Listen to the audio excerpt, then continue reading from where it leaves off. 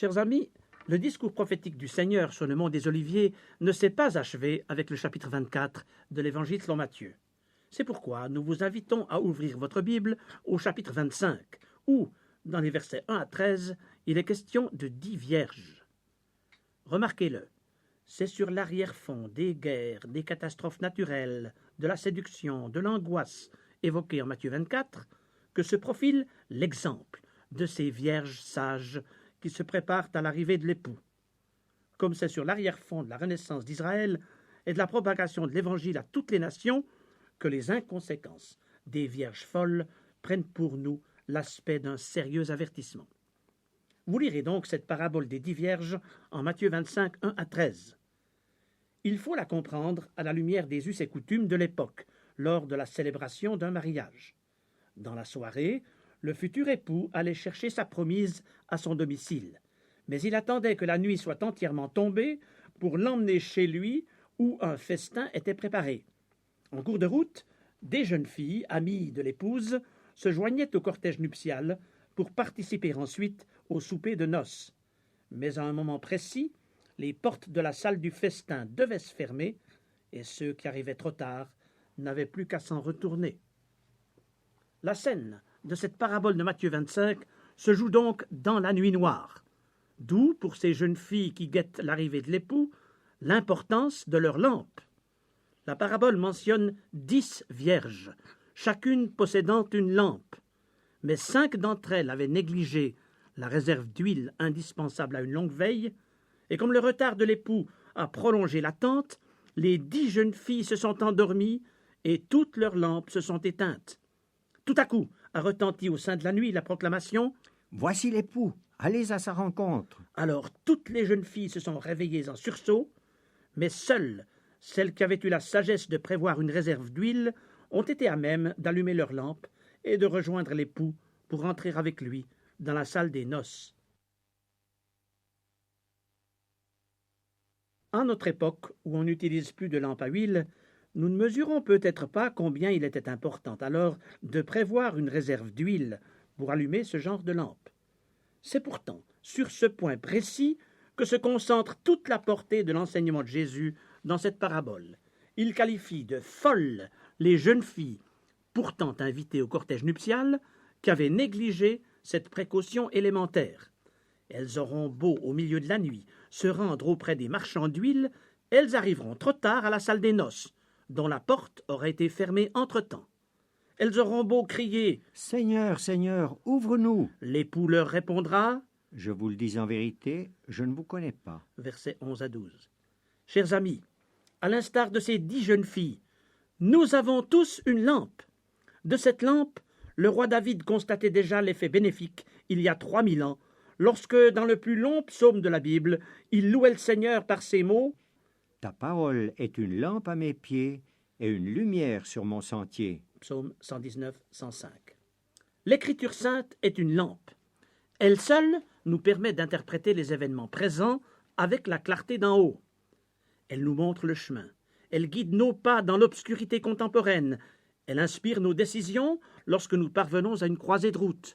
Oh, quelle sécurité, quelle garantie et quelle assurance découlent des directives divines communiquées par la parole de Dieu, convenablement méditée et correctement interprétée.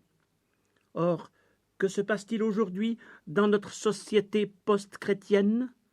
La Bible est devenue pour beaucoup un objet de piété, un volume décoratif dans leur bibliothèque, ou un gros livre à couverture noire qu'on ouvre seulement aux ensevelissements. Peut-être considère-t-on encore la Bible comme un document historique, un ouvrage littéraire, un manuel de philosophie ou un code d'éthique et de morale. Mais ces appréciations sont totalement insuffisantes pour faire briller la lumière de Dieu dans notre vie. À l'époque, c'est le Saint-Esprit qui a inspiré les écrivains sacrés pour qu'ils nous transmettent l'exacte expression du message de Dieu pour les hommes. Il est donc logique que le Saint-Esprit soit le seul capable de nous interpréter la révélation et d'illuminer notre esprit. Or, dans la Bible, le Saint-Esprit est presque toujours symbolisé par l'huile. Et comme dans la parabole des 10 vierges, l'huile était indispensable pour faire briller leurs lampes, On peut dire que le Saint-Esprit est l'agent divin tout désigné pour alimenter le texte sacré afin qu'il nous éclaire. C'est lui qui facilite notre approche des paroles divines, puis ouvre nos esprits pour que nous les comprenions et ensuite que nous les mettions en pratique. Et pourtant, que de croyants aujourd'hui ont la Bible, mais ne vivent pas à sa lumière. Ils se sont habitués aux privilèges d'une société qui profite encore inconsciemment des dernières lueurs du renouveau biblique de la Réforme ou des réveils spirituels du XIXe siècle. Cependant, si pour ces personnes, il n'y a pas, tôt ou tard, un point de départ précis avec Dieu, avec l'expérience personnelle de l'acceptation de Christ comme Sauveur, il ne peut y avoir pour elles de vie chrétienne réelle. Le Saint-Esprit ne pénètre que les cœurs d'hommes et de femmes qui se sont repentis de leurs péchés et qui ont reconnu dans le sacrifice expiatoire de Jésus-Christ à la croix le moyen d'être réconciliés avec Dieu. L'apôtre Paul écrivait aux jeunes convertis d'Éphèse. En Christ, vous aussi, après avoir entendu la parole de la vérité, l'évangile de votre salut, en lui vous avez cru et vous avez été scellés du Saint-Esprit qui avait été promis. Éphésiens 1, 13. La foi en la parole de Dieu s'accompagne donc du Saint-Esprit comme d'un sceau apposé sur notre vie de croyant. Mais Matthieu 24 et 25 nous rappellent les circonstances de notre époque tourmentée, où la société de consommation a engendré le laxisme, la débauche et les violations des lois du Créateur, à un tel degré que l'Église elle-même se laisse entraîner par ce courant destructeur, ce qui a fait dire au Seigneur, Matthieu 24, 12, « Parce que l'iniquité se sera accrue, l'amour du plus grand nombre se refroidira. » Or, c'est au sein des communautés chrétiennes que l'amour du plus grand nombre se refroidit, que les lampes du témoignage s'éteignent et que les formes de piété remplacent progressivement la vie spirituelle véritable. Et combien de croyants christianisés se réveilleront trop tard à la réalité lorsque les portes de la salle des noces se seront fermées devant eux. Jésus a dit, « Ceux qui me disent « Seigneur, Seigneur », n'entreront pas tous dans le royaume des cieux. » Matthieu 7, 21. Chers amis, vivez-vous de Christ? Votre âme est-elle nourrie par la dynamique du message de Dieu révélé par la Sainte Écriture? Ou vous contentez-vous d'une tradition chrétienne qui parfois cultive le souvenir des bénédictions passées, évite artificiellement de l'héritage de la Réforme et des réveils d'antan? Pourquoi alors passer à côté du renouveau que le Seigneur voudrait pour vous aujourd'hui? Bientôt retentira dans la nuit le cri « Voici l'époux, allez à sa rencontre. » Jésus-Christ, notre bien-aimé Sauveur, est à la porte, il est en train de revenir. Le discours du Mont des Oliviers nous prouve l'imminence de ce retour. Mais comment voulez-vous aller à la rencontre de l'époux si votre lampe est éteinte? Et comment rallumer cette lampe qui a tant brillé autrefois si vous n'avez pas à votre disposition une provision d'huile, c'est-à-dire si le Saint-Esprit n'a pas effectivement scellé votre vie?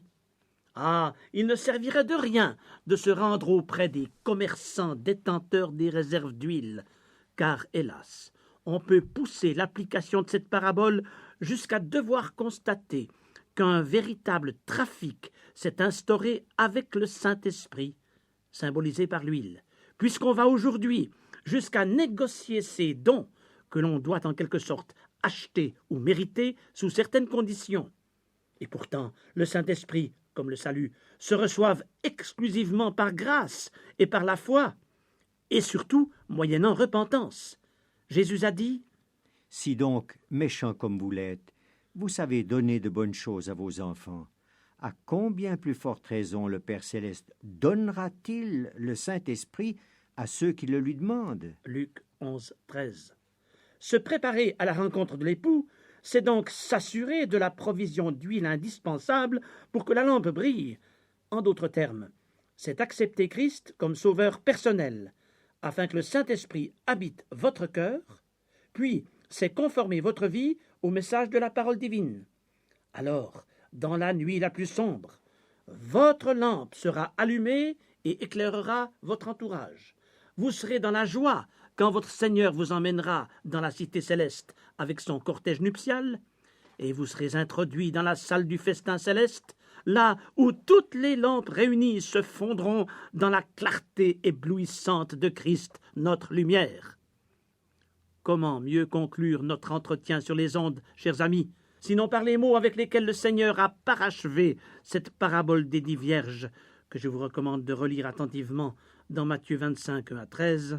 Veillez donc, puisque vous ne savez ni le jour ni l'heure.